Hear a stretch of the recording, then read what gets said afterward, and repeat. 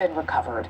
Almost 1 week ago, an American Airlines regional plane and an Army Black Hawk helicopter crashed into the Potomac River. Officials say it'll take several more days to remove all of the wreckage.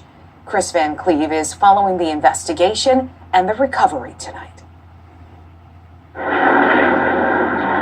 It was a haunting sight Monday as pieces of the American Airlines regional jet were pulled out of the Potomac River just 5 days after the deadliest U.S. air crash in more than 2 decades. Among them, the battered midsection of the plane's fuselage, one of the engines, and a wing. Over the next 24 hours, our goal is really to complete our commitment to finishing the civilian plane recovery.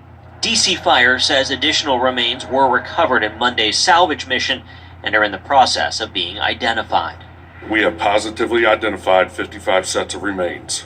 Newly released drone video from the National Transportation Safety Board shows a first look at the scene hours after the crash, the Black Hawk helicopter appearing mostly intact. Investigators say they're still poring over both aircraft's flight data and cockpit voice recorders and have obtained training and flight logs for both flight crews, maintenance logs for both aircraft, and are building the crew's daily histories, as well as completed interviews with all 5 air traffic controllers working the night of the collision as the NTSB tries to piece together what happened.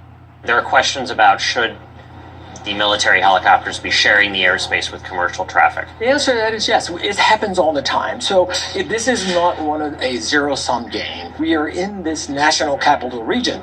What we should look at is say, have we missed anything in terms of how this is designed, how the routes of are designed, and is there anything that we would, should, or could do differently to prevent this from happening again? At skating rinks across the country, a moment of silence was held Monday remembering the 67 lives lost, including those in the ice skating community, as investigators push for answers.